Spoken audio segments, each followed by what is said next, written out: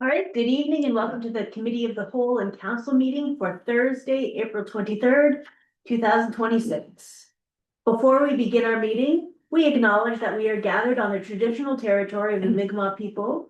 We recognize the deep and ongoing relationship the Mi'kmaq have with this land, and we honor their history, culture, and contributions. We welcome all of those who live, work, and play in Stewiacke, and we strive to uphold the spirit of respect and unity in our community. I call tonight's meeting to order at 7:01 p.m. In attendance, we do have regrets from Councillor LeBlanc. We are also joined tonight by Aaron Richard, the Director of Community Services, and Helen Young, the Director of Corporate Services. Are there any requested changes to the agenda? Hearing none, could I have a motion to approve the agenda as is?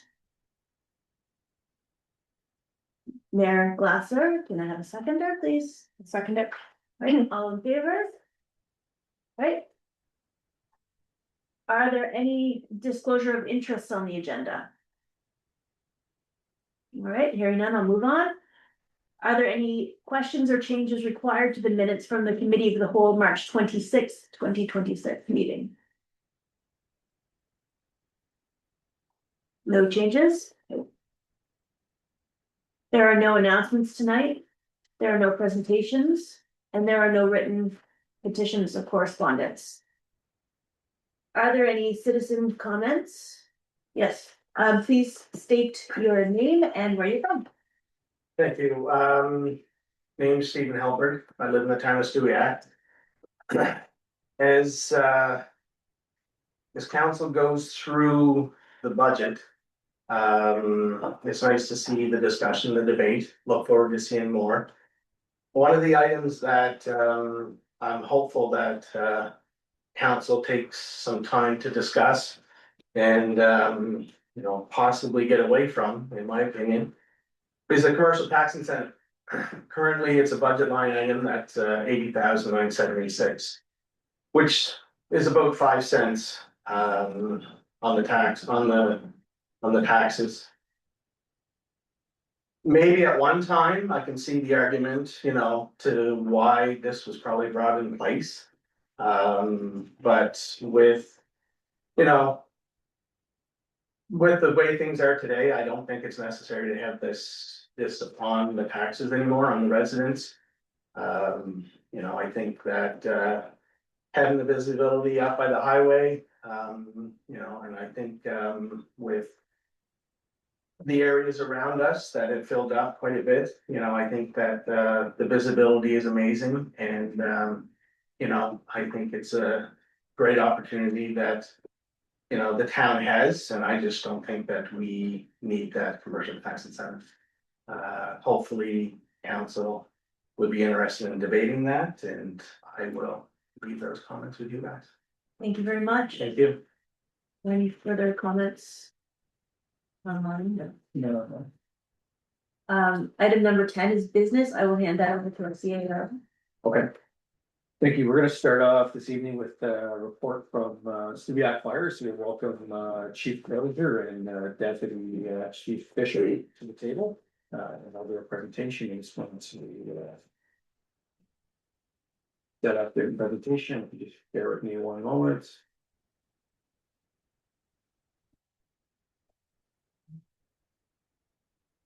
Okay, we're all set. That's all there is. All right, Mayor Council, thank you very much. We're here to kind of give our annual presentation that we usually do for council on that. Our other deputy chief Brandon has worked pretty hard on this, so there's a lot to go through, but we'll try to get through some of the highlights pretty quick. And then Chief Roser has a presentation more on the budget and that, so if you have any questions on what we have this year. So Again, my name's Scott Fisher, I'm one of the deputy fire chiefs, with the fire department. So we're gonna go through our membership review, a little bit about our responses over the 2025 year. And then Mark will cover the 2026 budget, as long as there are any questions, that may arise as well, so. Go ahead, Mark. So just on our membership, right now, we have a full membership of 33, active members. We have, 2 junior memberships, or junior memberships anywhere from age 14 to 17. Once you become 18, you become a full member. We're completely volunteer, there's no payment. A lot of our opportunity to do is exterior firefighter, interior, pump operators, medical first responder, which we've done a lot of calls, which you'll see in some of our responses this year. Our leadership teams, we have fire chief, which is Mark, 2 deputy fire chiefs, which is myself and Brandon Berboom, 3 captains.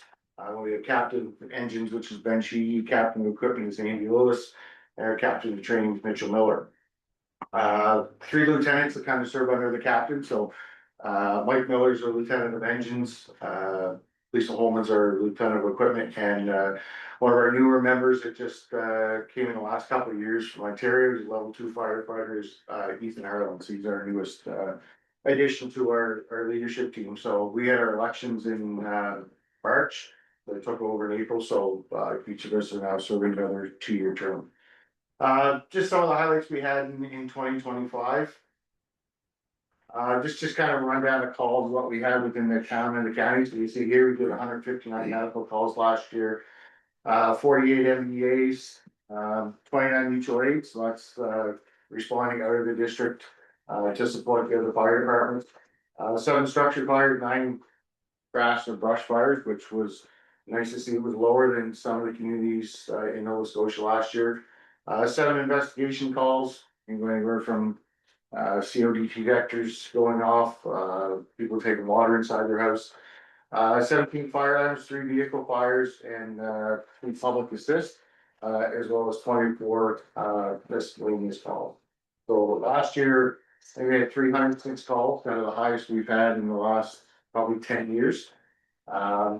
This is just a little graph of calls by month for county, so you'll see here. In August of last year, we did 31 calls, so that's a lot on the membership as well as months of last year. So you have the trend up and down depending on the seasons. Call by days of the week, so Brandon can get right into percentage of calls we have during the daytime, so you can see that Sundays and Fridays ain't really were the busiest, so it just kind of breaks it down by percentage of what we responded to calls of the week. Next we have it by calls of the daytime, so we see our busiest are usually between 10 AM and noon, as well as 6 to 8 PM at night. So again, don't know when it's gonna come, but those seem to be the busiest times for the year that we do.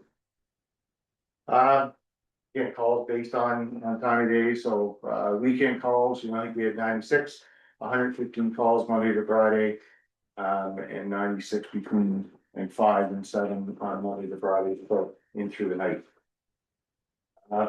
Response areas, so we had 9.5% were mutual aid calls, 31.7% were within the county of Colchester, because we do serve 2 fire districts, so we serve the county as well as the town, and bulk of our calls, like 58.8%, were within the town of Stewiacke. Medical calls, again, you see the rise over the years. You see back in 2020, there was a really dip in it, and that was the COVID year, and some of the years following it, and then we seem to start climbing, bump up. So I think last year was 156 medical calls that our department did, which are quite a bit.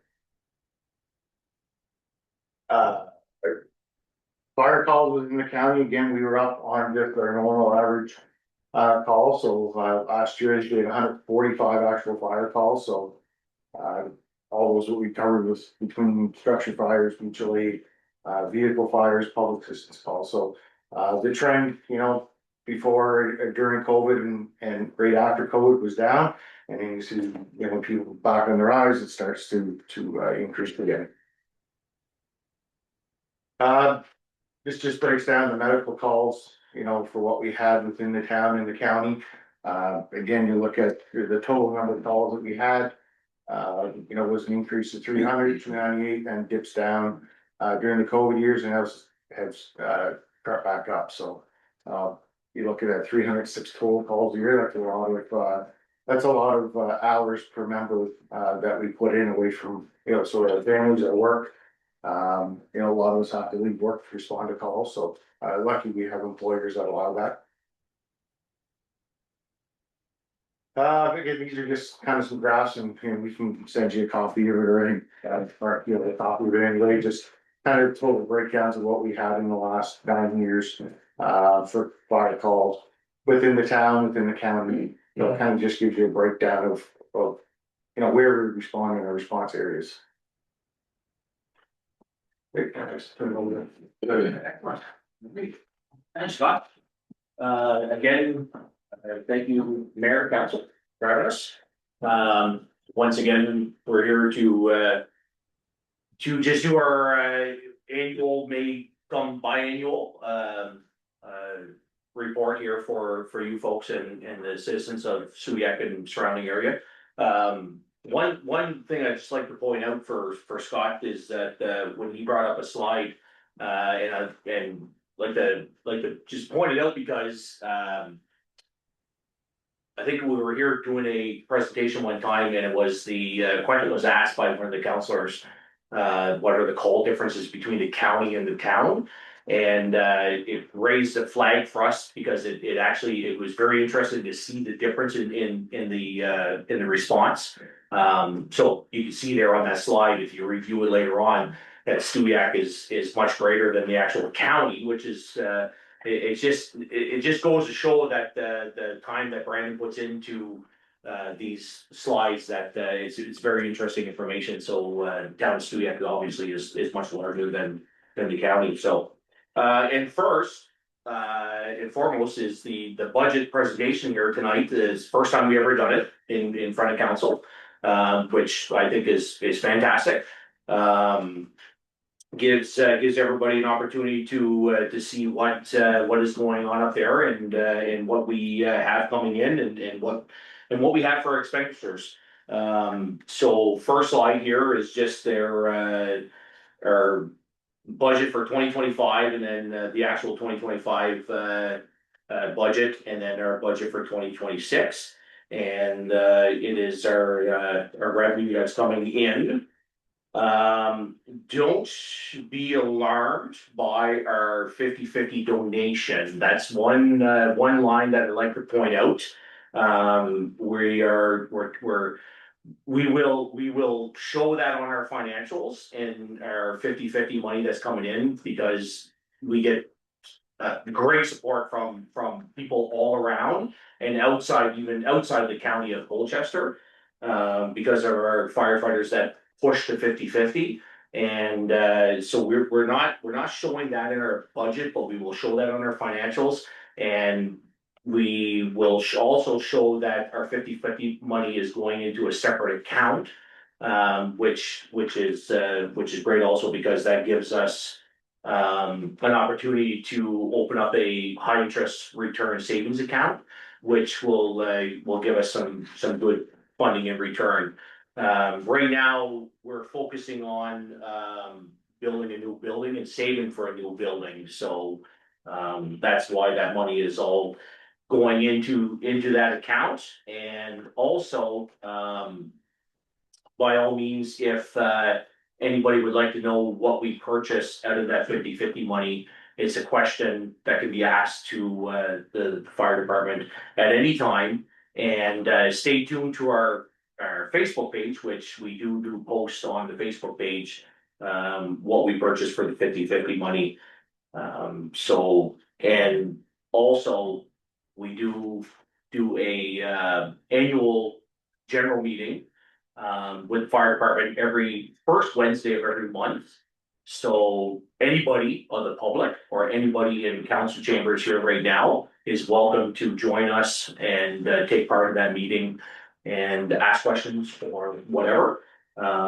We used to have, I think Pam might be the only one in the room actually right now that is part of council that actually joined one of our meetings at one point, but we used to have regular visitations by council. So anytime, you're more than welcome to come up to the meeting. All right, Mark, go ahead, next page. Capital expenses page, so you take a look there, I'm not gonna go through every line, just don't wanna. We only have a certain amount of time here, so, if any questions arise at the end, we'll, by all means, we'll be happy to answer. Next slide, Mark. Continuation of operational expenses, you'll see there, everything is listed to, summer barbecue awards nights, awards and trophies, department parties, and that's basically is, Christmas party, banquets, anything that arises to, support our members for volunteering. Member wellness, sports, recreation, and then building expenses is all broken down. Next slide, communications. We do have some licensing fees, new pagers, phones that we have to pay up there. Licensing fees being the highest one, and that is basically, Scott can probably speak on that one, but it's for radios and being part of the 911 system and Industry Canada licensing. okay, yeah, perfect, no, it's good. Next slide is equipment, broken down again into different categories there. You'll see budget 2025 and then the actual 2025. When we sit down to, and the only reason I'm saying this is because you'll see a difference in what the budget was in 2025, and then you'll see that there's actually nothing spent on that, on those lines. So firefighting equipment, rope, tools, etc., nothing spent in 2025, and then foam, nothing spent in 2025. So that all depends, foam for an example, and this is an example only, foam for an example is used for firefighting suppression. So depending on when the fires come in and depending on how much we have on stock, we may have needed the foam from fires in 2025, but we never bought it until later in 2026, or for an example. Or we had enough stock and we didn't have any fires, which is good also, and we didn't need it, so. All right. Next, one more. Administration, fire prevention, health promotion, civic signs, list goes on there. Not too much to discuss there. Miscellaneous expenses, next slide.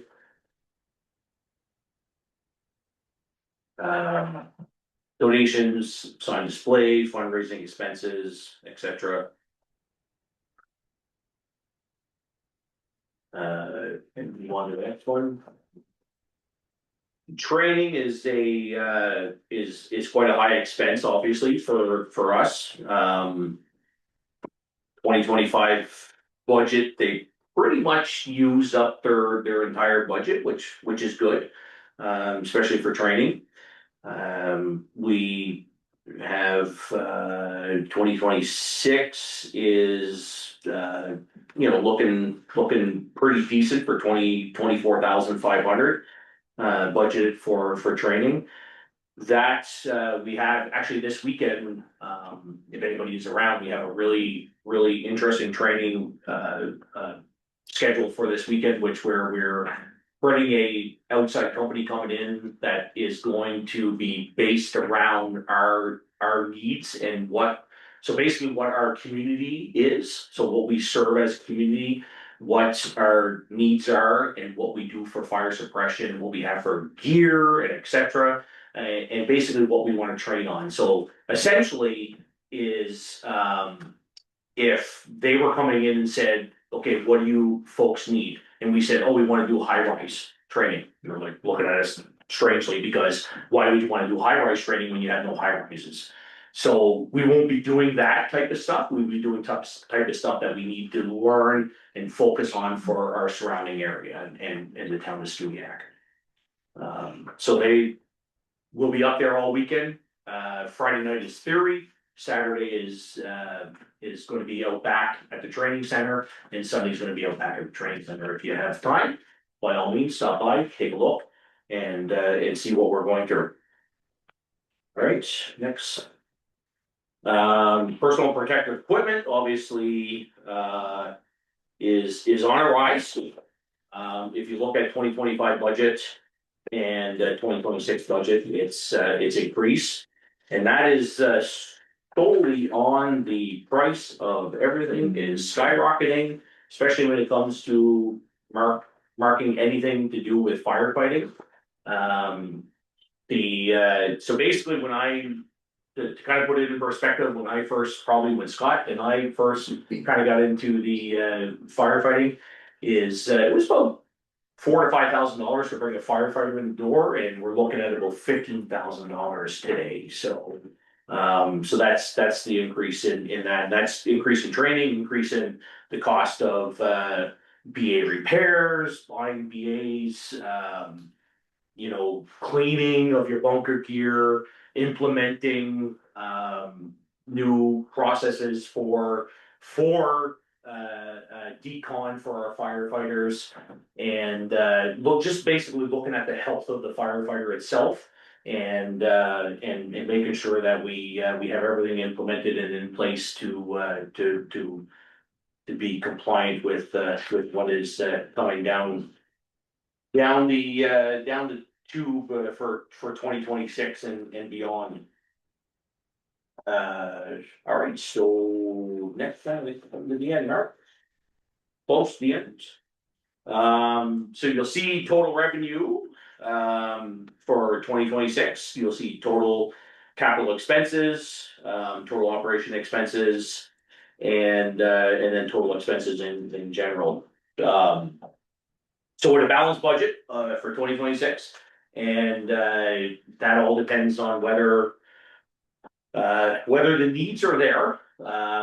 We sat and discussed, obviously, many meetings, what our needs were for 2026, and this is what our officers came up with. And by review of myself, Scott, and Brandon, we approved the 2026 budget, and for a total expenses of $448,771.30. Anything that doesn't go through in 2026, just like 2025 and the years past, will go into surplus money, and then surplus money will go into a savings account, surplus savings account, which will be going towards new building.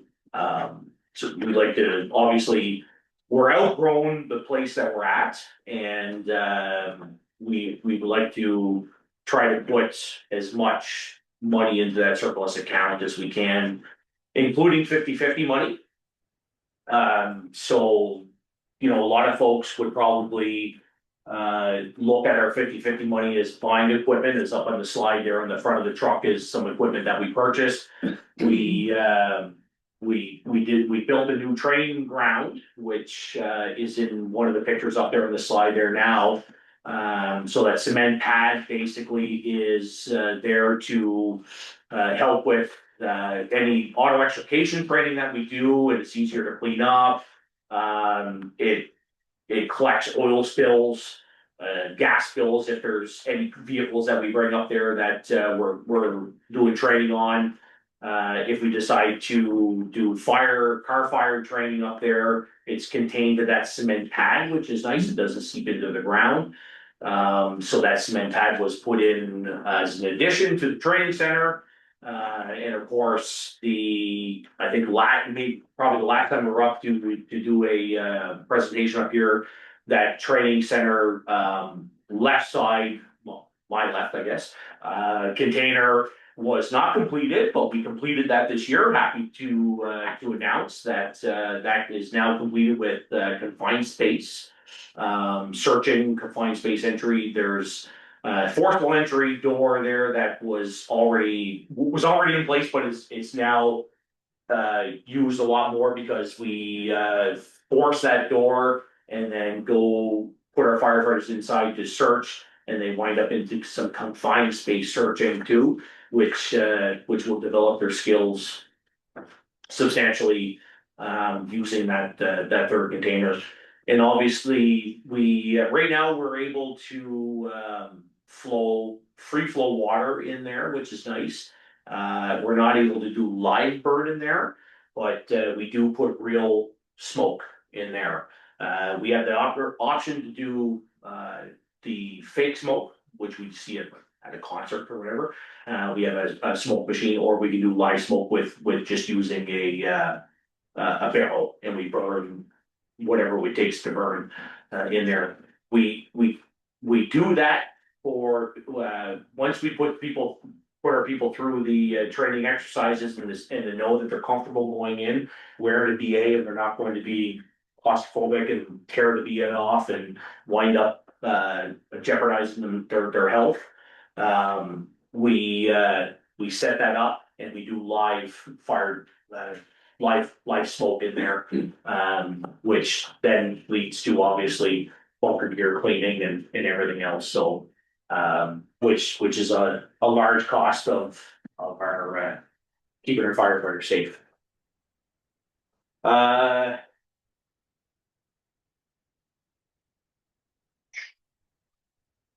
Actually, yeah, so the slide prior to that was where our 50/50 money was going. So that basically for 2025, that's where the 50/50 money is going. 2026, we've been concentrating more on putting that money into the surplus account to get as much money saved up as possible for a new building, so that we do not have to attack the taxpayers for that funding. That's our goal. So having said that, that is 2025, 2026, 2027 budget for Stewiacke Park. Any questions on?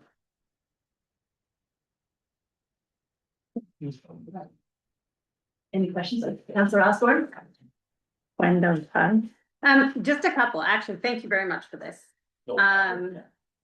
So your surplus, Yes, so you say you have it in a special account? yes. I'm going to ask, is that a GIC where it's a high interest earning So- account? Good question. So we had a GIC. And so that GIC was, when we were putting money into that GIC, we took everything out of that GIC, closed it out for the chassis of the new truck that we bought. So 1732, which is a heavy rescue. So that money from that GIC went towards that chassis, which then lowered the loan amount. So then when we realized that we had a surplus of money, again, we were like, okay, let's open up another GIC. And so we approached the bank, and the bank at that time said, listen, GICs are not as good as high interest return savings accounts right now. So your better option is probably putting it into a high interest return savings account instead of opening up a GIC. So we're like, hey, this is great information. Like this is, so we said, let's do that. So we opened up the high interest rates return savings account, and we start pumping money into that right away. So that account's open now. I wanna say 4.9% annually comes to my mind for the first 3 months, which is fantastic. And then it goes to a lower amount after that, obviously. But it's gonna give us a significant amount of money in that account when it comes time to, you know, either whether it's a down payment for a new building or whether it's another truck.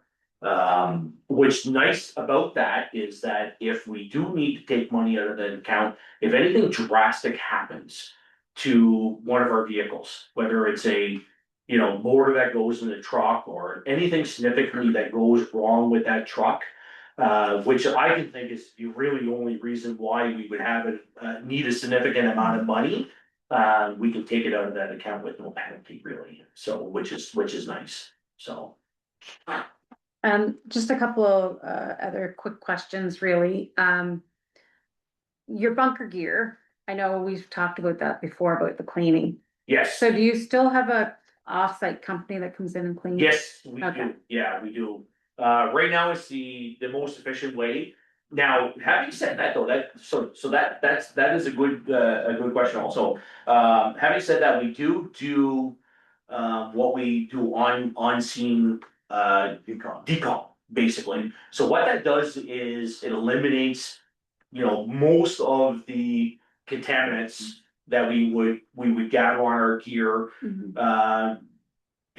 And I'll say for an example, the last barn fire that we had up on the number two, which, we send firefighters in, they got, they had contaminants all over them, they come out and we had decon set up right away.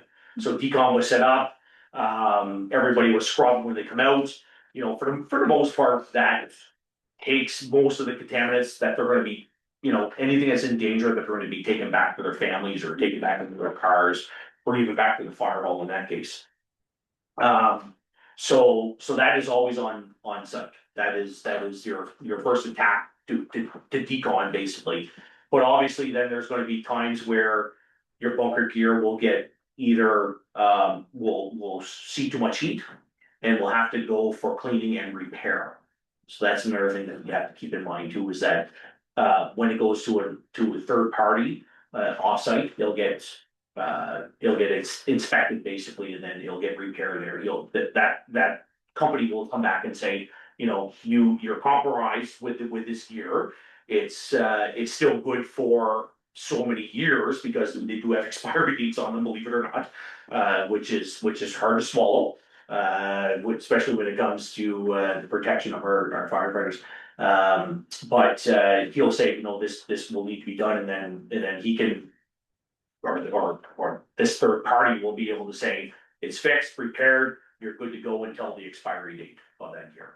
And every piece of gear, what gear we have is inspected every year, so there's an annual inspection that Right. we haven't sent out, but some people's gear is cleaned a lot more depending on what they're doing on structure. Correct, yeah, exactly, yeah, that's right, yeah. Interior firefighters obviously are going to be, are the ones that are gonna be coming out with the contaminants or structural damage to their gear, yeah. So my last two questions, one is about bunker gear, and you only have $15,000 in your budget, so I was just wondering if that's enough for next year. So yeah, again, geez, you're nailing me with the good questions. So what we do is, so everything is expired. So all our firefighters that are level 1 trade and that are able to go in interior is what we call, so those, try to make it as lame as terms as possible. But those are ones that go inside a fire, and they're the ones that need the most protection. So the ones that are out doing traffic and have the hand-me-down gear type thing, or hauling hose or stuff like that, they can have the hand-me-down gear. So we will fit them as best as possible to wear that gear. But the interior firefighters are the ones that have gear designed or designated to them. And so everything is on schedule. So everything's on schedule for expiry and whether, so the only thing that would go outside that $15,000 budget for gear is if we sent somebody into a fire and their gear got actually destroyed. And then we would motion outside our budget and say we would like the motion to buy a new set of gear, and then that's whether we're using our regular funding coming in, which probably not gonna be, because we have a pretty balanced budget here, but that will be our 50-50 money, basically, that we do, is we say, we have to go outside our budget and we have to motion for a new set of gear because he destroyed it on the last fire, and then go outside that, and then the person making that motion would say, I like the motion to use the 50-50 money to buy a new set of gear for replacement. My final question is about mental health and how, I just didn't see a lot in your budget for health and wellness, 5,500 between the administrative side and the fire department side. Is that really a lot? Like, you guys handle a lot between medical calls, traffic accidents, and then fire? So, That kind of comes, so for that, there is, we make a donation to the CISM team Right, every yeah. year. So that really comes, and we've used them a lot in the last couple of years for some of the Yeah. stuff that we've been on and seen. So really, it's no cost to us when they come in, so we're able to use those more as a free service, so that's why. We make Yeah, that donation. so CISM is a volunteer service that the fire department, or fire service has in Nova Scotia. So what they do is so critical, incident stress management. So after the fire, after the accident, after the medical call, type thing where we would activate that team to come in, they are strictly volunteer. So so because of that, they reach out to every fire department in Nova Scotia and they ask for donations. So we donate, usually 100, automatically, unless somebody motions to say, I would like to donate more to CISM, and then they can motion to donate more to CISM. So, and then of course, then when it comes to mental health and firefighter, health, County has a. yeah, county has a program also, which comes out of funding that the county has for that, so. So there's all kinds of programs out there, which is great. You know, it's not something that I'm proud to say that we've activated system a lot. And we've used the programs that the county has for our firefighters, because obviously that means that we've been having those types of calls. But and I'm happy to say that also that in the recent years, with the county support, WCB has come on board now with mental health and also any injuries that happen on the fire scene and stuff like that. So which is good, because obviously most volunteers they have day jobs, and when they get hurt, or even when it comes to mental health, that affects their day job. So yeah. That's all I had, just want to make sure you guys. Fantastic, great questions, yes, no, that's good, appreciate that. Any other questions? I just wanna thank you guys for all you do. Thank you very much, yeah, no, we have a great membership up there now. And I've said this over the years, and I've said it to a lot of people that I know, when people say, like, how do you have such a great membership up there? And I would like to say that it comes from the great structure that we have up there, that we have implemented over the years. The camaraderie that we have up there is fantastic, and I think I'd like to say that when people do move to the town of Stewiacke, they say, hey, to their neighbor, what can we do to give back? And because of that, their neighbor is saying, hey, why don't you head down to the Stewiacke Fire Department? So thank you basically to the citizens of Stewiacke and surrounding area for that, because I think that has a lot to play on why our membership is up. We are one of the most fortunate departments right now in Westchester County that actually have such a high membership right now. And the folks that we've had come through the door in the last couple of years, 3 or 4, I mean, top notch, exactly. They come in with training, or they learn from what we have to provide to them. That training center that you seen on one of the slides, that a lot of our 50/50 money had went towards, that training center is top notch as far as I'm concerned. We have just for an example, and I don't want to take too much time, but when and again, try to put it in layman's terms as much as possible, but when you go into a house, obviously every house in Stewiacke is different, and surrounding area is different. So if you have to go in and do a search, you're going into a different situation every time. So our training center right now is set up to have moving walls, basically. So you might go in one time, which you might be going into a bedroom scenario. Next time you might be going into a hallway scenario. So that just keeps everybody on their toes and making sure that they're prepared to go in and have that different scenario every time, and be able to navigate through a house that is on fire to rescue somebody. So yeah, fantastic. Our folks did a great job developing that training center. All the labor's been done by all our members, so it's Absolutely, we third party sourced out some work. Obviously welding and stuff like that, because we needed some of that professionalism to do that. And to make it compliant with NFPA and whatnot. But for the most part, construction wise, whether it comes to forcible entry door or the confined space entry stuff. Is all done by our members, which put in numerous hours to to make that training center is what it is today, so. Yeah. Great, Well, thank you very much. thank you folks very much, and yeah, that's and again, anytime anybody wants to come up to a meeting, first Wednesday of every month. You're more than welcome, citizens of Stewiacke and surrounding areas, more than welcome to come up to our meetings. Okay, thank you very much. Thank you. Thanks, guys. And we'll move on to the CAO report.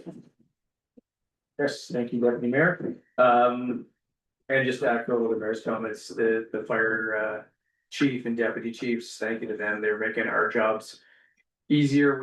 Helen and I met with them on Monday night to go through the budget, and they had a number of questions, and they're making great headway. So thank you to them.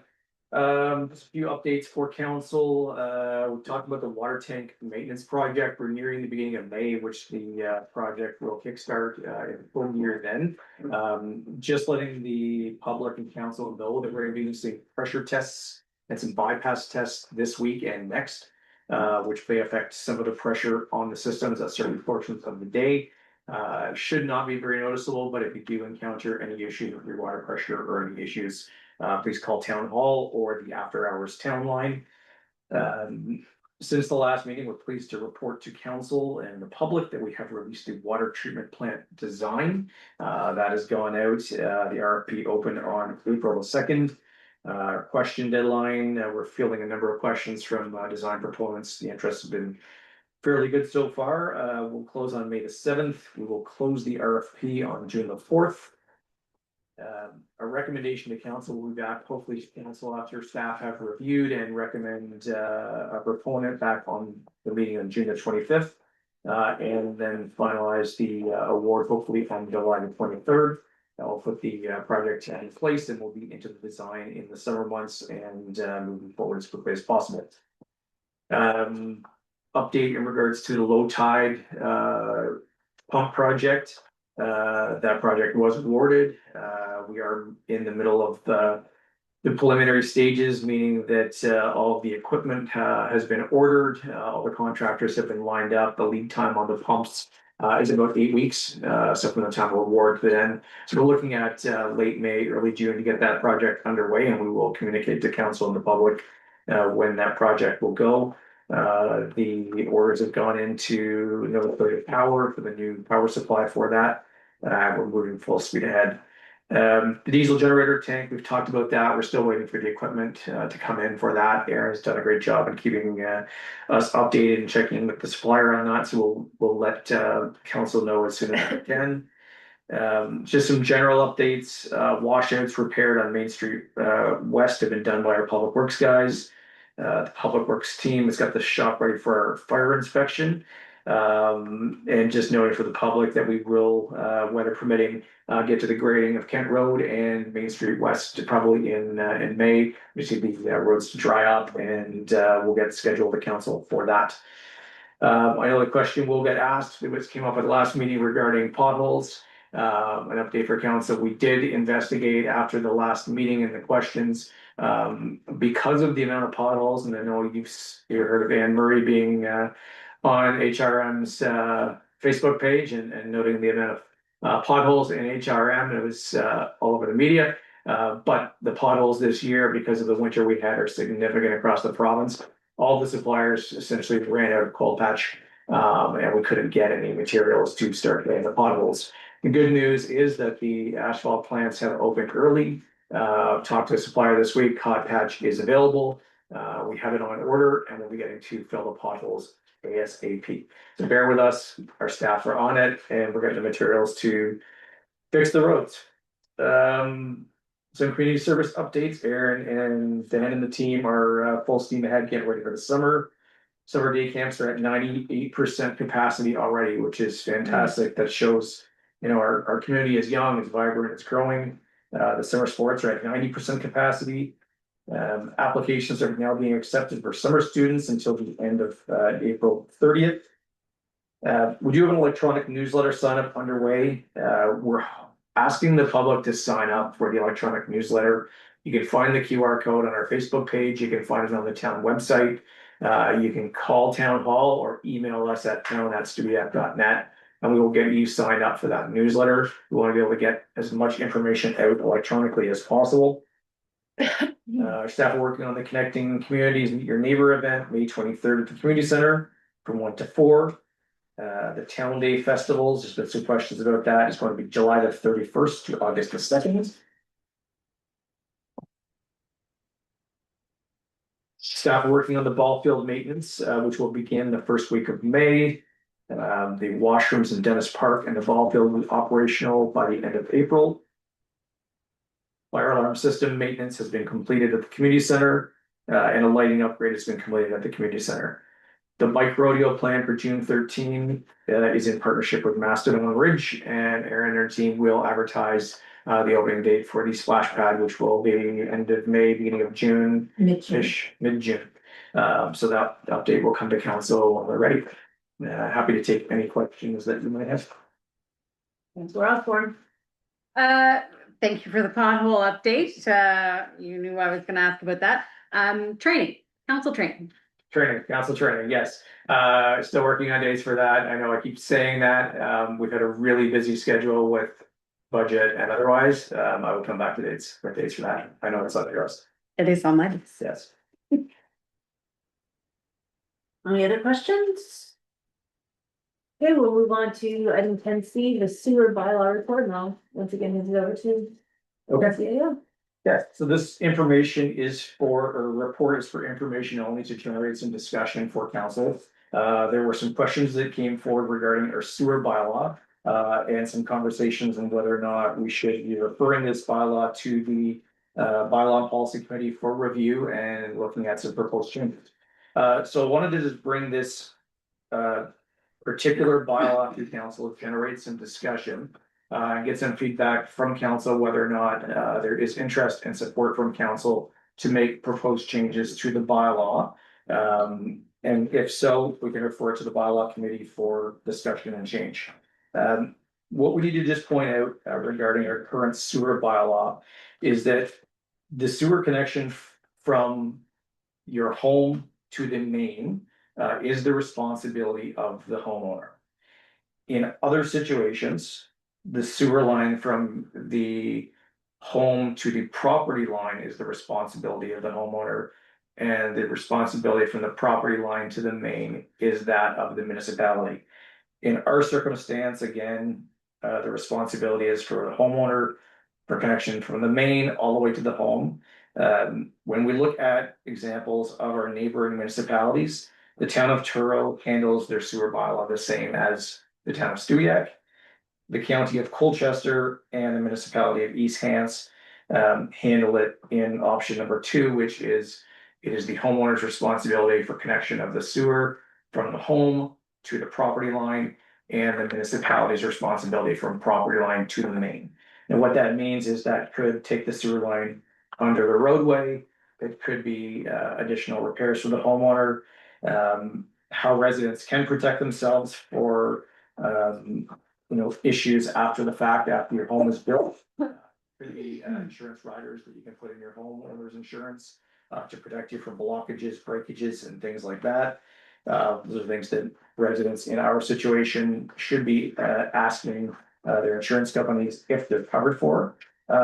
Why I bring this report to council for discussion to see if there is interest in making changes is because if we reverted our current policy and go the way of either Colchester or East Hants, it does take the financial responsibility significantly and place it on the town. It would essentially take 50% of our homes on either side of the street and take the connection from the property line to the main underneath the roadways. Down if there are any issues. Not saying that's a bad thing, it's just currently, this is the way our bylaw reads. I just want to get some feedback and information from council. If they want to refer that to the bylaw policy committee for discussion or recommendations, we can do that. So this was already brought up. That's how it came to council originally. So it was already brought up through bylaw and policy, and their recommendation was option B. And that's when I brought it to council initially, and then we were waiting for a staff report. Or we decided to go with a staff report, but we did have the discussion with bylaw and policy already on this one. I don't think I was part of that conversation. Okay, yeah, I can send you the information, but it was already discussed this. This bylaw at bylaw and policy. Okay. On January 15th.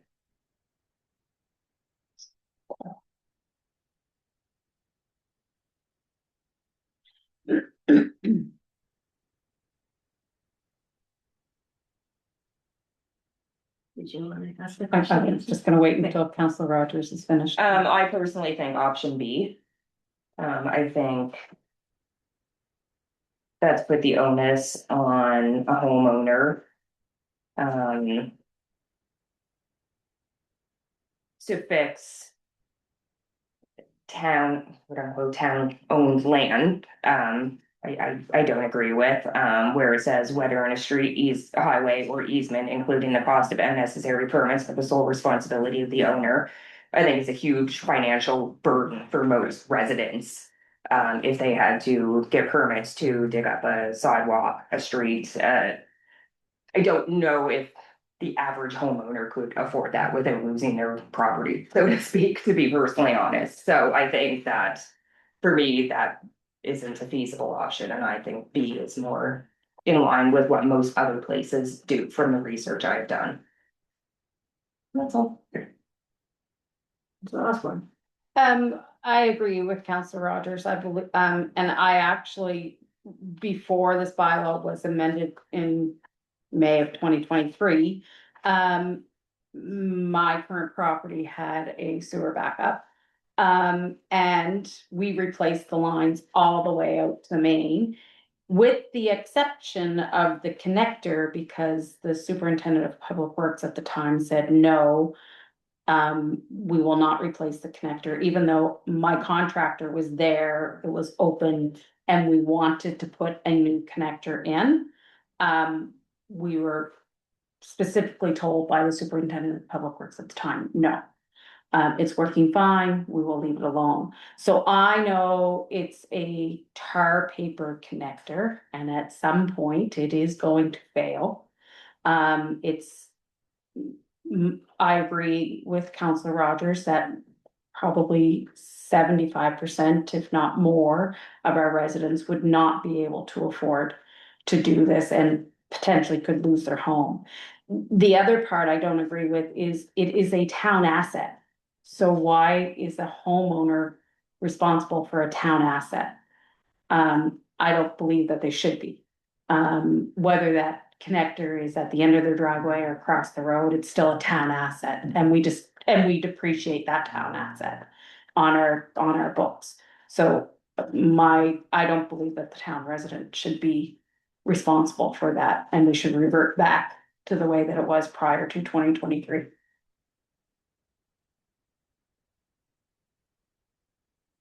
I had it happen to me and I have my sewer line done, but I didn't dig up the road. I only went out to the sidewalk and then back to the house. But I did that myself. But since then, I do have insurance now that if it is, it will go all the way out, wherever my connection happens to be. But I didn't at the time. So I understand that, and I agree. Okay, so it seems like there is interest to write a draft to present to the group to revert back to how it was handled in 2023. Is that correct? Yeah, do you want a motion? I'll make a motion to that. If that's, I can just take the direction, take the recommendation to the committee, because the committee will then recommend the draft to council. And you'll get to be able to have a final say on that. We will move on to item 10D, tax sale 2026. Yes, again, this report is for information only. It's just a recommendation that this report be received. The MGA dictates how the municipality handles tax sales. It's Municipal Government Act, section 137, where tax sales are required. We also, from the town of Steviak perspective, have a tax sale policy which requires staff to come to council to report that we're going to be proceeding with tax sales. Currently, we have 19 properties that are in a tax sale position. This tax sale listing report that shows 19 properties is as of April the 15th, 2026. The total outstanding taxes right now are in the amount of $107,000, $60.10. We will be proceeding to tax sale on the properties if they've not rectified, and we will follow the rules as per the MGA. So we're just reporting that to council before staff proceed that direction. Are there any questions? Just for clarification, just so that it's on the record, so, we have sent out arrears letters. As indicated here, and has any of them been brought up to date, or is this the current amounts? These are the current. It's good. I was gonna ask Helen to assist me, because we had this meeting yesterday, and I believe this is current as of yesterday, so. We'll move into item 10E. I'm sorry, if there are any further questions? Okay, we'll move into 10E, draft budget. Thank you. One moment to get the budget slides.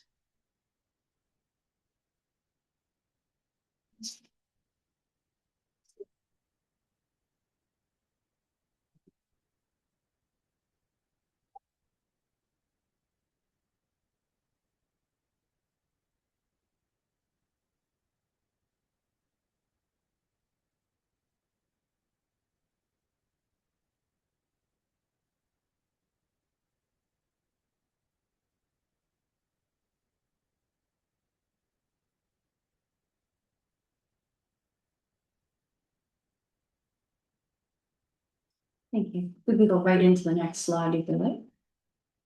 So staff were asked on a couple of occasions to come up with some charts just for some quick visibility. So we've went back and we've created a couple of charts, one for revenue, one for expense, just as a quick snapshot of what's in our actual budget this year.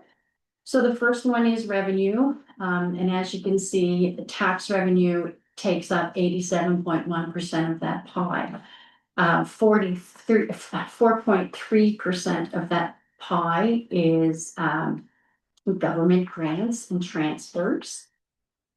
7.2% comes from our own sources, and sale of our own services is 1.4%. So as you can see, tax revenue is what keeps the wheels turning here. On the expense chart, I did a 3-year comparison. So the light blue line is the budgeted for 26-27. The dark blue line is the 25-26 column, and the green colored line is for 24-25. So legislative expenses have come down a little bit. You can tell from the graph. Our policing has just gone up slightly. Fire has gone up slightly in 2027. Protective other remains almost the same. Administration has gone down a little bit over the previous 2 years. Development has definitely come down since 2024. Public works has come down again in 26, 27.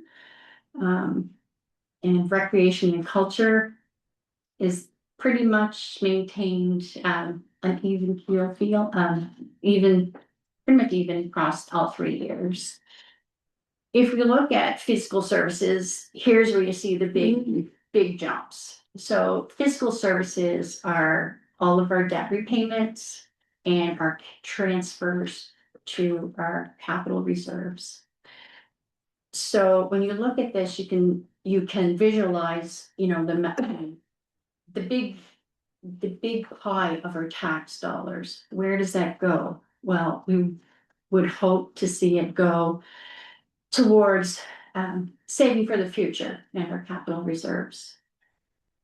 So these 2 graphs were just meant to do a quick visualization to sort of recap where we are within our budget and provide some comparisons.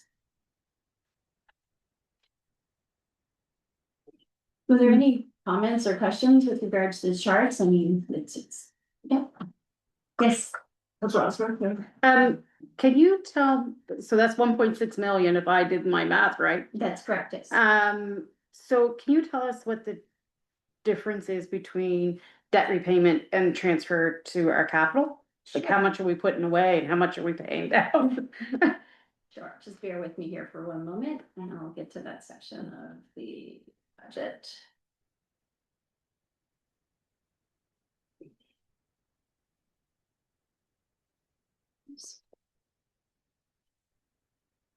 So we are transferring or recommending transferring 1.4 million to the reserves this year.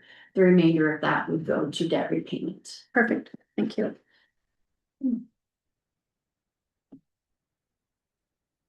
Any other questions? No, okay.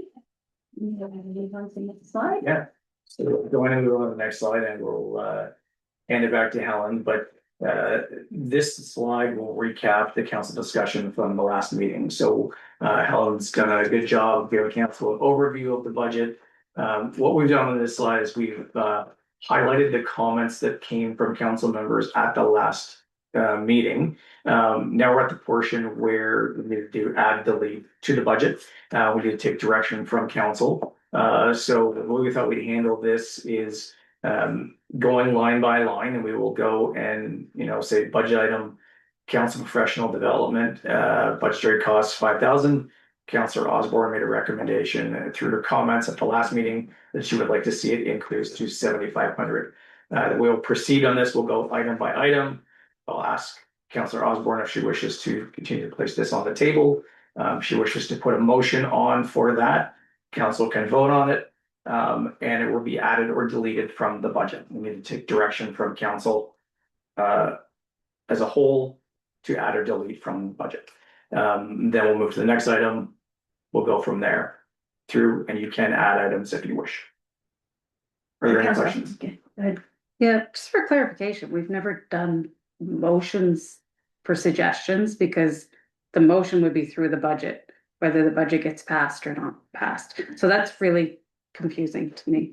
It is. I've watched other council meetings to see how they've handled it. This is how Colchester has handled it, and it's because essentially we're taking your comment and your wish from the budget. We just can't, from a staff perspective, change the number that we're recommending in the budget.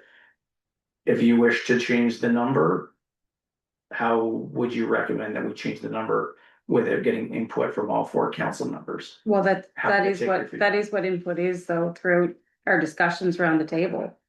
Correct, but from our understanding, Oh, your okay. comment to increase to 7,500 is your comment, and from a staff perspective, we haven't heard from Mayor Glasser, Councillor Rogers, Councillor Lutz on that line item. So how do we as staff make that change based on one councillor's comments? But I believe that there were other comments made during that discussion, because I know Councillor Rogers and Mayor Glasser both spoke about. Not Because- about that, I didn't. We talked about the Professional 1,000, development, I think yeah, not. There were other comments of other plans. yeah. Can I add that the town days committee was not agreed upon? There was discussion of that and. Right. Yeah, these were all just, it's all suggestions, not necessarily motion, like, I'm confused. Mayor Glasser? If you as staff go in and change the numbers, I understand what you guys are trying to do.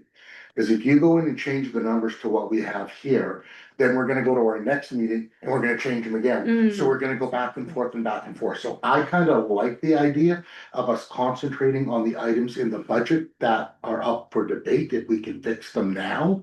I kind of agree with this. Just my opinion. Yeah, I've never done it by motion before. It's been, that's weird. It's always been by discussion and then we go forward and. Yeah. So that's. Happy to get direction from council, like, News this is to the easiest way to do it based on, having each council member have their say on whether or not. It goes on by vote, because we can't make changes based on comments from one member of council. It would just keep it from spinning in circles, I guess. Exactly. What we're trying to do, as opposed to getting Helen to put these in the budget, then you bring the budget for approval, we say no.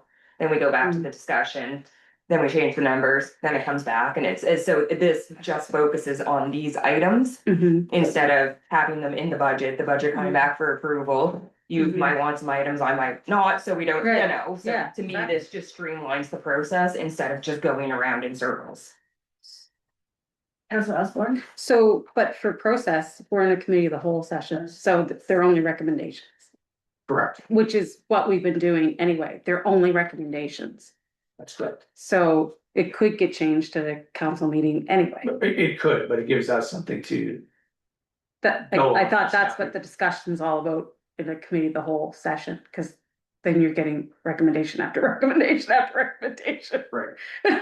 But we from staff perspective need to start somewhere, right? So that's why we. Do we need a motion or can we just vote on some of this stuff? Without having a motion saying, I agree with this, or I disagree with this, or I think this should be this, or I think this should be this, or do we need a motion? I'm wondering if this is something that we should have at a council meeting as opposed to a committee of the whole, that way we can look at the items, have the discussion, and then make the motion per line by line item. Councilor Osborne? Procedurally, you have to do it through recommendation and then the council. But these have already been recommended. They've only been discussion items, the same as what we've always done in the past. That's why I'm confused. They're listed as recommendations. Yeah, exactly, but they're only discussion items. So, That's why I'm confused. okay, so for tonight, we're gonna have a discussion on each item, which will then be moved to a council meeting, and we will vote on the items. Or like the following, What, is that procedurally what we're doing? what I would hope would be if we went line by line and we looked at council professional development. And Councillor Osborne wished to bring her recommended comment to the table. Council would vote on that, and if it's a vote of 4-1. Staff would, in favor, staff would make that change. In the draft budget, if it's a vote of 2-2, because right now you have quorum of, or you only have 4. Right. 2-2 says that item does not pass and does not get changed. The item would remain at 5,000. Staff have presented it. But it could And still then- get changed the following month. It could, but it gives us Start. a starting point. Right now, we don't know where to start because we've received these comments, but we received no direction from council to make the changes in the budget. I'm confused. I've never seen it this way. I understand the layout, the format. I like this, I like going through just the items that we've discussed changing. I just wanna make sure procedurally we're doing this the right way. There's no right way or wrong way to do this, but we need direction from council. And then- From a staff perspective, the motion on each item to make the change.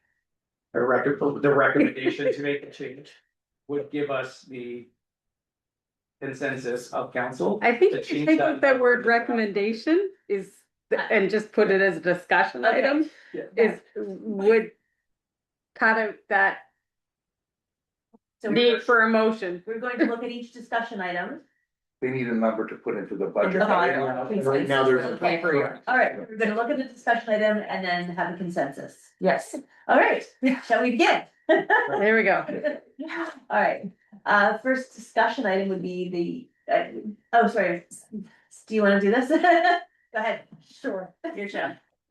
First item, council professional development, current budgetary cost, 5,000.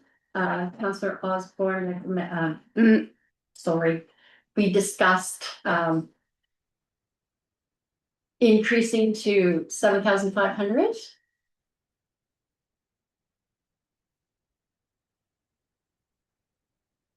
I'm sorry, but I'm at a loss for words right now because I don't Is that know the which. recommendation of council is what we're asking? Is that the recommendation of council? It's not a recommendation though, unless you want motion.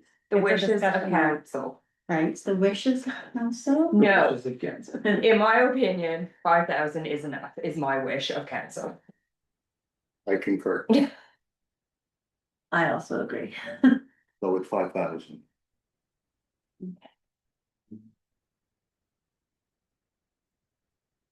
Line number 2, council travel other.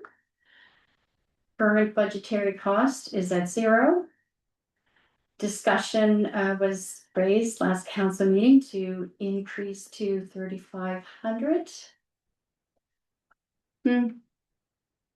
I think that's the wrong line item, because it's on, it's 2,000 right now. That I have. For council mileage. Council travel other. That's a separate line item.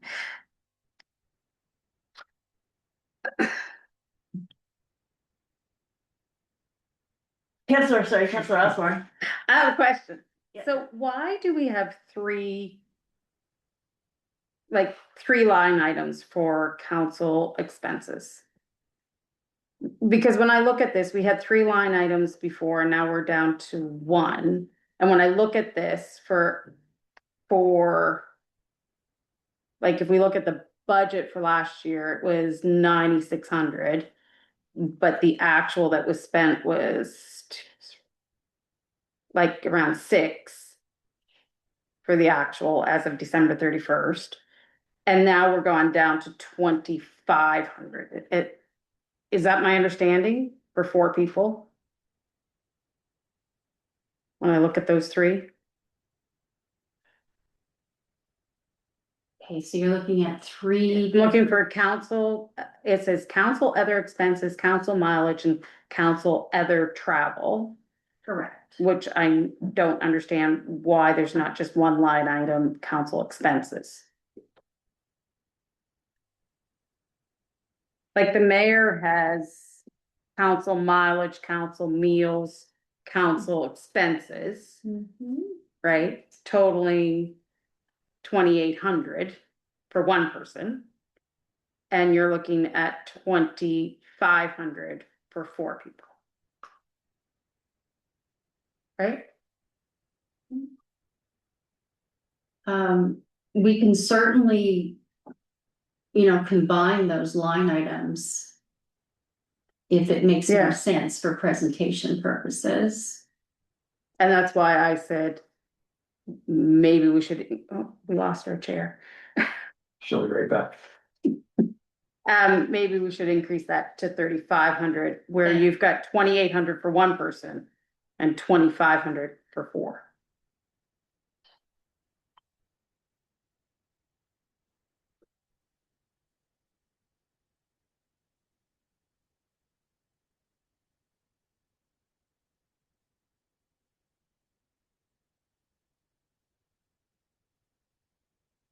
That's my discussion. So the consensus is, I'm okay with that. That makes sense. So you're taking the line from. It's 2,000 now, and you're gonna go to 3,500, cause on here you have 0. Council travel other right now is at 0, yes. We have council mileage at 2,000 and council other expenses at 5. So that would mean that we have 2,500 for travel and other expenses. for, the 4 council members. And we had, we had 2,800. For the mayor. Yeah, so can we group those 3 into one line item, just We can, where it looks right now, it's saying that we're leaving it at 2,500 and then adding an additional 3,500. Which yes, isn't what we're trying to do, we're trying to do a lump sum A total lump of sum. 3,500 for the. so we want to combine those 3 line items, add in 3,500 for council travel, other costs. Yes, sorry, yes, And it's presently how much? 20, 6, It's 26? 2,500. 2,500 for counselors and 28 for mayor. So it's 2,800 for one person I understand. and 25 for 4.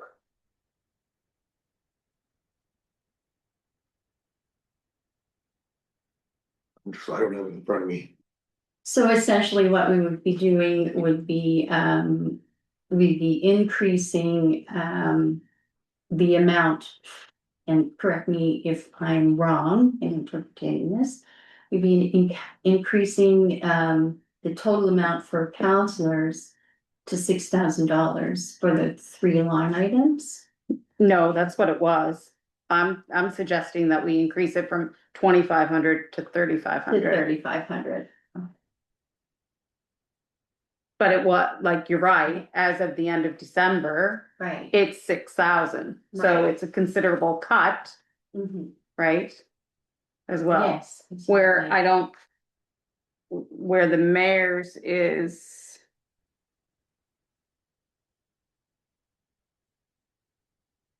Not cut. Which I won't spend anyway, but anyhow. Oh, well, can we talk about that for a second? Like, cause I've always looked at a budget as. It's an item, not necessarily an item that needs to be spent, but it's a planning. Budget is plain. Right. So just because it's a planning amount, Mhm. it's. Doesn't necessarily mean that that full amount is expended. That is correct. So for. Financial purposes, is it better to have a. Lack of a better word, inflated amount versus a under. Scored amount. And us coming back and making a motion. Halfway through the year and saying, take it from somewhere else. It's always advisable to have a very small percentage, one way or the other in there when you're doing budgeting. I don't think that you should ever overinflate a budget because, It's a better word. yeah, no, we wouldn't want to overinflate budget. But it is difficult sometimes to really gauge and plan what is going to be spent months down the road when you don't have full visibility of what's coming down the pipeline. So budgets can be a little bit tricky. But yes, they are planning tools and the idea is that you come in as close as you possibly can. But just because, say you have $5,000 budgeted here, it doesn't necessarily mean that that money gets spent. And if that money doesn't get spent, we'd probably make a recommendation to, maybe spend it in another area that maybe we needed to have more funds or things like that. So there's flexibilities to shift around some items within that budget. Thank you. So. So for the 3,500, we're gonna add that in, everybody agrees? You're gonna make that number 35 from 25. You're just changing, you're not adding the two together and No. making 6. No. Okay. No, Right. just changing. Okay. Next line item is the cost share of the project coordinator. Current budgeted costs, 48,000. A revision to 0. The discussion is had around this position, and I I think that, you know, we can't hire the type of professional that the town needs for $48,000. So, would you like to, add that, removing that from the budget? Do you wanna remove that from the budget? I think you need it because if you have to have an engineer or something, you have the money that you can go out and spend to get somebody's expert opinion. Is that not the way that would work? We were going to hire a project coordinator to do smaller projects, not an engineering Yeah, not an type engineer. project. So we, as a staff, we've talked about it, we can try to absorb it between the management team. They're taking on a lot, but we can make that concession. I think you guys have a nervous breakdown. Well, we've, in other areas, I think we've done really well in terms of, bringing on, Atlantic Water Utility and experts like that. We've got our design RFP out the door for, the water treatment plant. We'll bring the experts on for that to do project management on that side. And we'll lean on Atlantic Water Utility a little harder in the, budget amounts that we have to get the expertise that we need around the table. But that's where you could take this money and apply it there to those, if you need extra hours or extra. I'm just thinking that you guys on your staff side need some kind of a cushion. It would be helpful, yes, but we were asked to look at areas of the budget where we could potentially make some concessions. Our staff is extremely lean, there are not really any areas that we can cut out, other than, if we absorb that amongst the three of us and some other staff, we could make it work. It's not as efficient as we would need, but We're cutting off our nose to spite our face. I think that should stay in myself. I think if we can utilize things like what we have with the Atlantic Water and it works well, I think we leave it at. If we can make it work, then I would like to leave it out. If it needs to be revisited or then a motion can be brought back down the road, or for the time being, if it's doable. Then it's a savings, a decent one. and we could, we could make a suggestion, and I understand both sides of the argument. We could, if we're gonna not hire somebody and lean on some experts, we could cut that number. And significant, we could, maybe drop it down to 20 or 25. Just to get the hours we need from Atlantic Water Utility and the experts. That's what Not hire. That's gonna be my other question. That could be a suggestion we can take back as well, so. Even if you took it down to 25, because if you need to hire an expert for something, we have, the money, there's no money there to give them. This one you have, if you need to get an engineer or whatever to help you on a job, you have the flexibility to say, yeah, come on, here you go, we'll give you $15,000 if you come and do, To my understanding, that wasn't this though, it was presented to us as hiring a project coordinator, not to hire external professional services. Okay. Yeah. Just from my understanding. That was my understanding as well. It was an additional It's a staff full-time person. position. Yeah. But we can make concessions. I just have one comment on this, that this is a general operating item and not a water utility item. So we can't cross over the Right. two, so I just wanted to. And just remind everybody. also, if I may, I believe in the water design RFP, you have built in project management into that, correct? We have, but this would take into consideration, water pipes bursting, Mhm. sanitary sewers, issues. Current stuff, not stuff. right. Current water treatment plant, yes, that's where Atlantic Water Utility comes in, assists, helps us through the day-to-day, and the reporting to the province. So it's just a matter of, if it's a special project, we do have the resources, and if it's design or doing low tide, we have those expertise built in. Okay.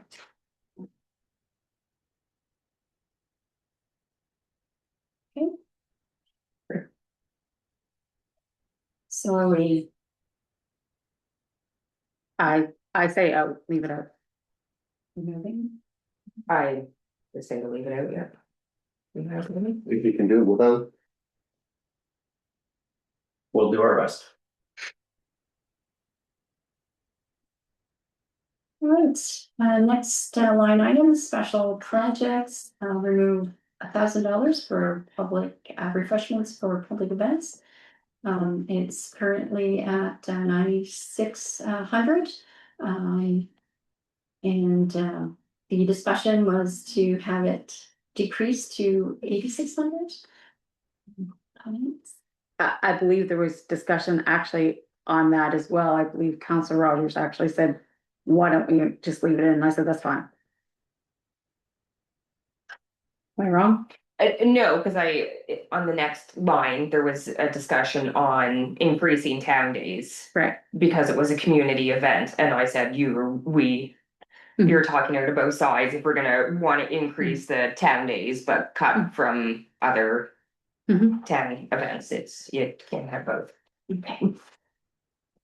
So that's to stay at the 9,600.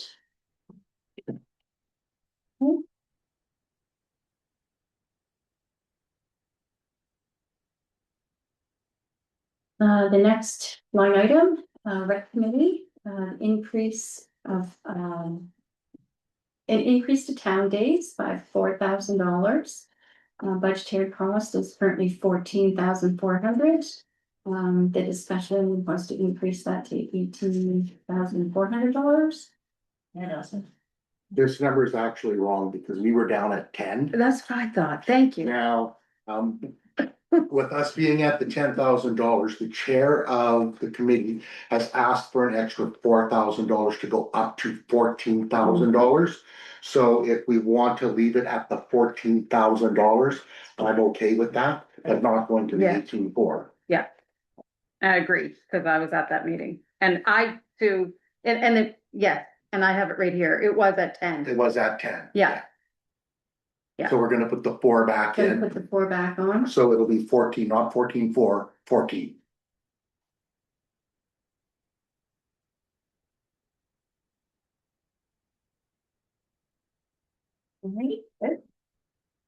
Next line item is downtown decorating, budgetary cost $8,000. Discussion was to reduce that to 0. Glasser? On this, the decorating, it was actually the business committee that said they would go from 8,000 to 0, which Councillor Osborne had brought up. And I agreed with the fact that, yes, we should get rid of the flowers because we don't know what kind of, if we're gonna have a drought or they're just gonna sit out there and die. But I think you have to have something in there for the wreaths, especially down in Dennis Park, the big wreaths, you know, where we have our Christmas tree. There should be something left in that budget for wreaths. But I'm all for the flowers because we don't know if we're gonna be in a drought or not. But I think we should put probably $3,500 back into that for our wreaths. Now, that being said, I don't think we should go as elaborate on our wreaths. My recommendation was to go Main Street West into town and then down to the town hall. We don't need to go all the way up here and all the way down here. We can cut that cost probably in half. Whatever the wreaths were last year, I don't know. $2,600. Yeah, so even if we had a $2,000 budget for wreaths. Councilor Osborne? Actually, that was the business committee that said to get rid of all of it, and that it should be cost neutral. And that businesses should pay the total cost, and it should not be on taxpayers. So then it would be down to 0. The business committee talked about wreaths and actually said maybe do something different. And maybe have a display or something. I'll defer to Ms. Richard here for a minute. My memory is may not be quite right, but I believe what they talked about was doing something totally different at Christmas time instead of the wreaths where it was not cost neutral anymore. And actually cost the taxpayers money this year. Talk to me, candy canes or something that the businesses could buy and they could be reused each year, which I think is wonderful. Right. But I'm thinking Dennis Park, you still need to have some of the bigger wreaths on our poles at Dennis Park. Well, it certainly wouldn't be 3,500. Well, that's what I'm saying. I just asked them what they said it was 2,600. It would be half, so even if you had like a $1,500, just something. So how much are those big rooms, do we They're know? about $85, Each? yeah, and there's 5 of them. So it's $400 roughly. 400 and $500, 85 by, what did you say? 85, 85 by, how many, 5 of them? yes. So those are the. $425. Want the gates as well, that's additional. I would, the gates, and you have to have your planters or whatever right front. We can't get rid of all of our stuff, you know. So I'd say $500 at the most. I would be willing to go up to 1,000. Just in case, but I don't know what those earns, like I said, if it was 13 or 26 last year.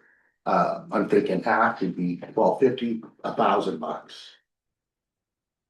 Would be my recommendation. I'm just going by, I know what the business committee had suggested and it'd be totally cost neutral. If the town's looking to do something else, then that's. But I do know the committee was looking at totally cost neutral. So. But if you're saying 5 wreaths at 85, that's $425. I don't know. It's $1,000, or 500, I don't really have, but I don't know. You got the 5 wreaths, and then you got the gates, and then whatever the planters are. 800, 1,000, whatever, I just said 1,000. That's like, I'll split the difference, do $750.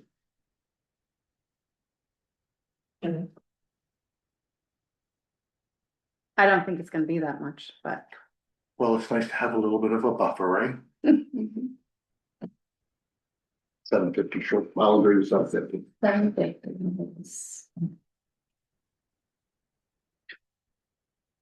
The last line item on the general operating budget is TC PEP. Current budgetary cost is $13,445. There was discussion about reducing to 0. Discussions. I made that recommendation as a possibility. Since that time, I have met with the CAOs and the mayors in Truro and Colchester. I have met with business people that are starting up things in town. And I recommend that we leave TC PEP as at their 13,445. I think we should continue with TC PEP. As chair of the business committee, they actually, at our last meeting, I know Mayor Glasser was not in attendance. However, they actually made a motion for a recommendation to come here to keep TC PEP funding as well, so I I concur. agree.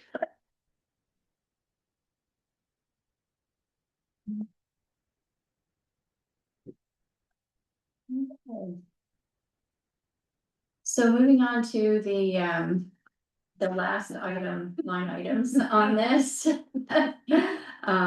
It's the general capital budget for 28-29. Staff are recommending that we remove the fitness center, the ball field, and the pump track. I concur. Okay, yep, absolutely.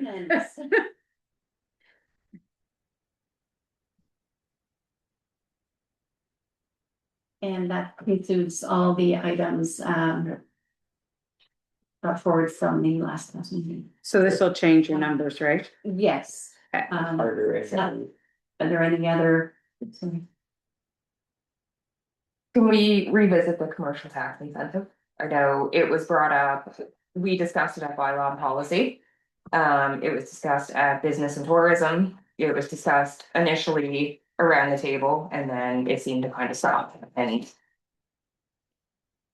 we should revisit it, because it was brought up to several different committees. I know it was brought up in mine, and I know it was brought up in Councillor Osborne's, and initially at the start of the budget, it was discussed here as well, and then the discussion seemed to kind of stop with the other budget talks, so.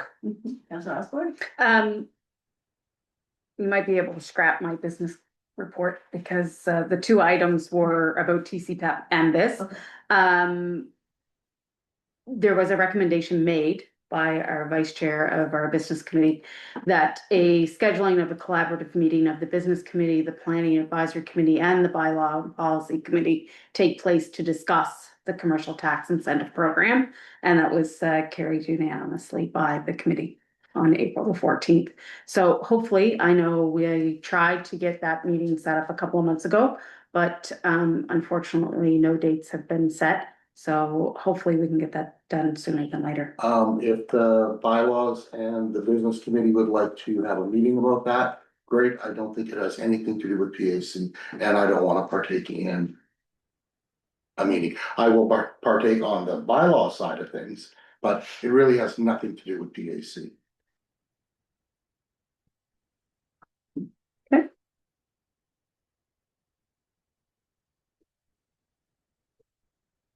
So is that, so the two committees? Well, I guess.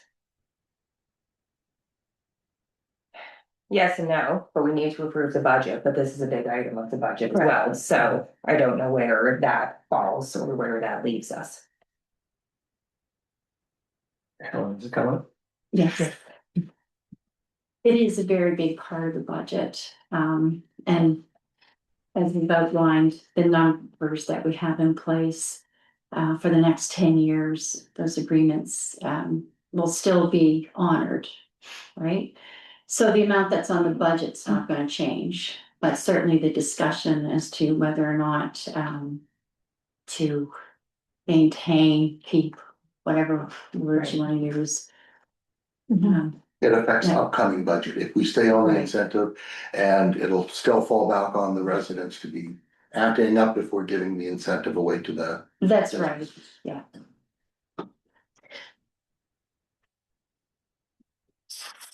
So, if I may, and I think I suggested this a couple of months ago, and then PAC was added and then it didn't happen. But maybe by law and policy and business can meet and review the incentive bylaw together. Yep. I know some of the business committee members have some suggestions to regarding it, so. Yeah, as I said, it was discussed at bylaw and it was. Agreed, it was maybe no longer needed, however, that is a discussion that we can have with. That committee as well. Maybe you and I can set up. Yeah. Okay.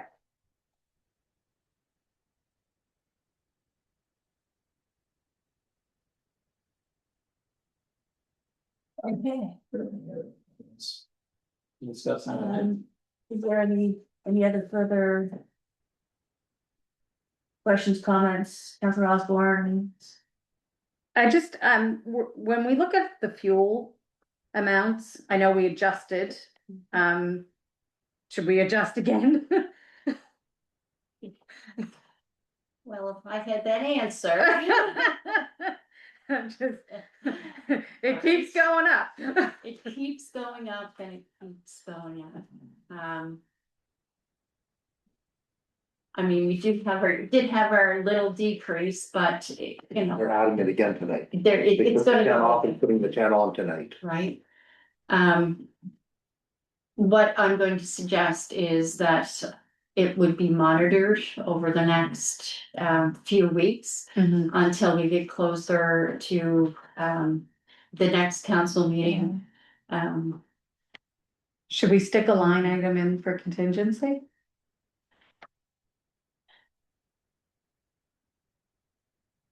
Sorry. I'm going to think about that. Okay. Just until tomorrow. Okay, that's fine. It's just, again, it's just, home and it's just, already at it's just a suggestion. I'm just, Yeah. we watched it go up and. No, it keeps going up and it keeps Yeah. going up. Are we now in a position to recommend at a council meeting to approve the budget? I'd like to see the last numbers come back. I'd like to see it in Folsom instead of just here. I'd like to see exactly what these changes bring our surplus to or Yeah. not. Once you fix all of the numbers, if everything is copacetic, we should be able to make a motion next meeting. Is what you're saying? So if. That's what I'm thinking. Yeah, if the spreadsheet is updated with what we have just agreed upon, that should be able to go to our next council meeting. Or And be approved approval. there. Committee of the whole. Council, I would think, because. You have to make a recommendation and then. That's what I'm wondering, if we can make the recommendation now to, I'm not prepared to do that. Once we make the changes, I was gonna say, if you can, if you're making, we're making the recommendations, it would have to include the changes. So we can make a motion that the budget be approved pending the changes being made. Right. Because we've had the discussion. Correct, I agree. So I can make that motion. I'm not prepared to. I will be voting against that motion because I like to see the numbers. Too many things can happen. So I will make a motion that the budget at our next meeting be approved pending the changes that we have implemented this year. Is there a secondary? Sorry, So let me just be clear, so the motion is to recommend that the budget be Be approved by at our, council. If the changes as directed by council this evening are reflected in the draft budget. correct. is there a secondary? yeah. No secondary. It's fair. Okay,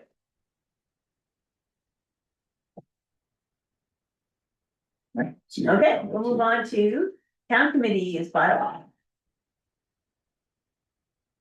Okay, we have several meetings, about the rental of the community center for groups and not-for-profit groups, private groups. There is. Sorry, I'm selecting between two different emails here. Here, you want this? Yeah.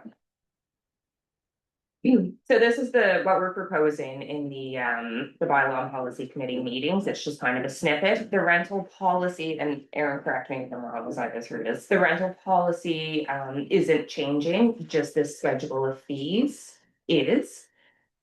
This was kind of driven by the fact that we had different groups come and ask us to renew the use of the community center that they've had for a couple nights a week. A lot of them, they were getting at a 0 rate and have been for several years. There was never any formal agreement, from my understanding. It's just the way that it was kind of done and continued. So what we decided is that, well, maybe they don't necessarily pay the 100% fee of what a private rental would be. Is that now with the cost of everything increasing, that giving it to them certain groups at no fee maybe isn't feasible anymore. So if you see on this little snippet, you have a subsidy value. So town municipal events would still be a $0 rate. Not-for-profit community groups or registered nonprofit youth sports service clubs would be a 50% subsidy value. So their rental rate would be $15 as opposed to the 30. And then private/commercial would be the full $30 per hour. And that is kind of the recommended change that we came up with through this. If there's any questions? Councillor Osborne.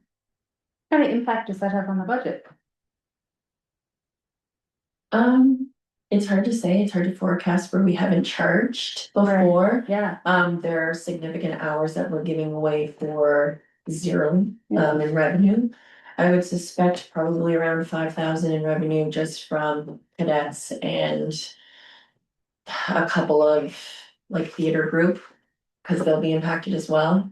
So there'll be a little bit more revenue coming through rentals if this is past that council goes forward with. Okay, and so they would be charged the 15, is that right? So the cadets would be charged the 15. Right. The theater, I believe, would be Yes. considered a private. Yeah, the ticketed event, it would be 30. So it would be the 30, okay. So the kitchen fees haven't changed, they're gonna remain the same, this is Okay. just for the hall, Or just for the hall? basically, yes. Okay. Like Maggie's Place was another one that we identified, Right. would be $15 as opposed to 30. And are they providing the town a service? Yes, Councillor Rogers, so they're providing the town a service, but we're charging them? yes. Okay, are they getting paid? Like, I don't understand, like, especially with Maggie's Place, like, I'm just I wondering. don't know if Maggie's Place is paid. I don't know Their what staff they're- are, Yeah. they're a satellite site here, so their staff are paid to come here and By us? not by us, sorry, by their own organization. So they are offering a free service to the residents here by Right. coming to our community center.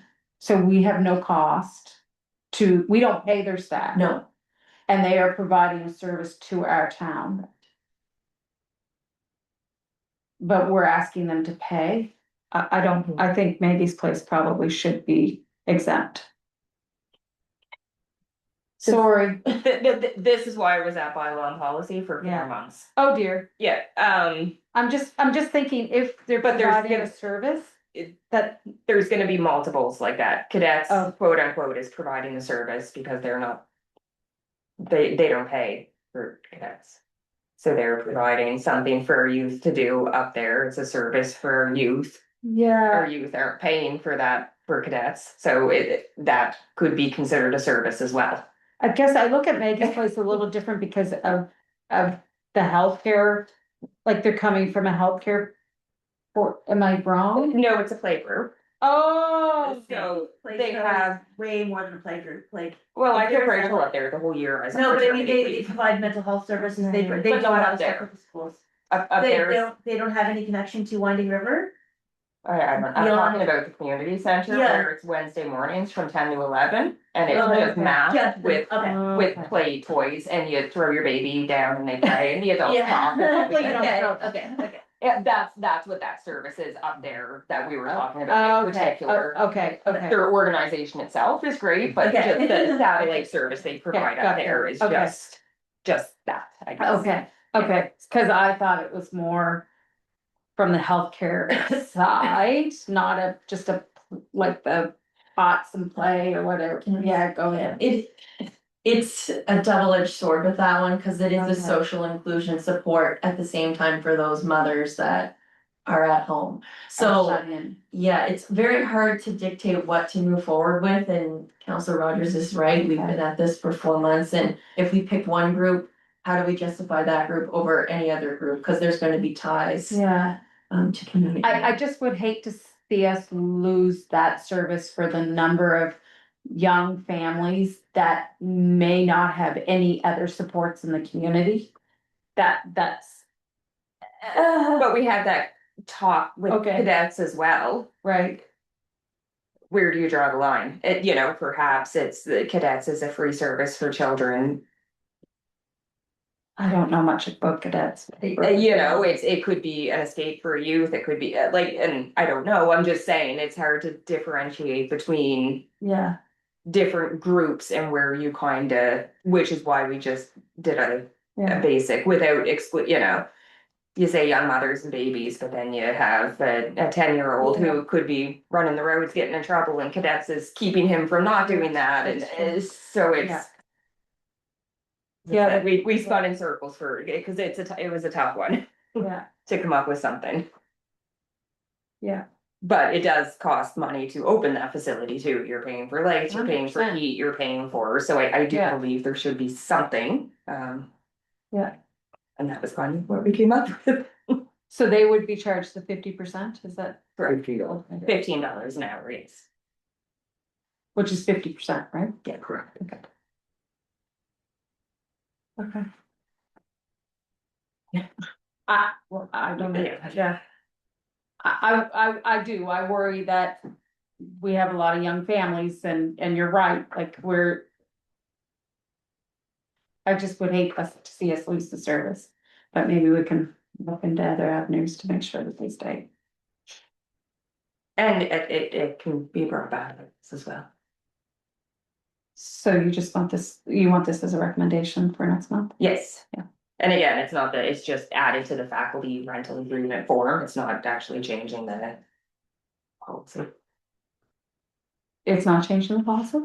It's just being added into the faculty rental agreement, I believe, Okay. like a fees schedule where it talks about the kitchen and stuff, so it's not changing. I believe the policy must Yeah, the reference policy the. doesn't have any costs associated with it, it says to refer to the rental agreement. So the reason why it's here is because there's no provisions at all about subsidy or reduced rates in there at all.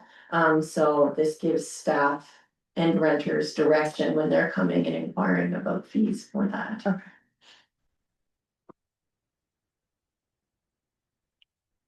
So I can make the motion. You make the motion, I'll second it. Recommend to council to adopt the faculty rental agreement form as amended and presented. And I'll second it. First and second, are there any further discussions? No, all in favor? Aye. Aye. Okay, and You can delete business Delete, committee. okay. I've already talked about the two motions that the committee made. so with that, we will move on to item number 12, council updates. I will open the floor for council. Mayor Glasser, do you have anything? No, in our next meeting, Okay, Councillor Osborne? Councillor Rogers? Nothing. Okay, we will, there are no in-camera sessions, so we will adjourn this portion of the evening at 8:51, and we will have a 5-minute recess following, and we'll follow up with the, council meetings. You can, I know the council agenda is very, very light, so you can take your 5-minute recess, or you can choose to cancel before you say. Yeah, all right. Roll through it. Roll through it. Just pointing that out. I take the 5 minutes. Yes, I take the 5 minutes. The movie getting shorter. Yeah. Yes. there's And I'm like, or just- I really don't believe like either. So much. How will you keep it all straight?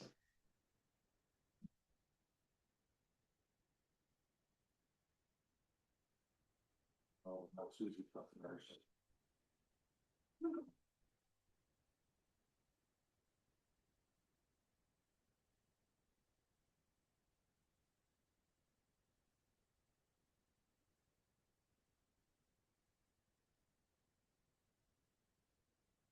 Are you still on? You're still on? All right.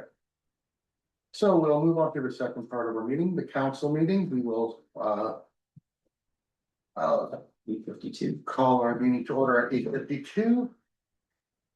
Everybody is present with the exception of, Councillor LeBlanc. He sends his regrets. Approval to the agenda. Are there any changes to the agenda? Can I get a motion to approve the agenda? I'll make the motion to approve the agenda. And seconder, Second, discussion. All in favor? Carry. Disclosure of, is there any disclosure of interest on the, agenda items? I see none. Approval of minutes from previous meeting. Are there any questions or changes to the required minutes from council March 26th, 2026? I see none. We have no announcements, we have no presentations, no written positions. We have no citizens present, so no citizens comments, no business, no town committees. Council updates, I just want to say that I had a meeting with the CAOs and the mayors in sure earlier in the month. We discussed a little bit about amalgamation. We discussed taxes a bit. The census from the room was I know we don't have amalgamation on the meeting, but if we do decide that we're gonna push forward with amalgamation, chances are our taxes would go up, was the census of the room, but we don't know that for sure. But that was basically what the discussion in the room was. Other than that, I just got back from Florida. It was wonderful. Counselor, Rogers, I did not get back from Florida. I've been in the cold and I've not been. wonderful, Councillor Osborne. Nothing. Nothing. All right. There are no in cameras, we will adjourn our meeting at 8:55.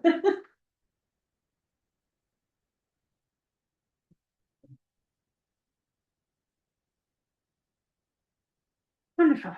That is a record. That was something.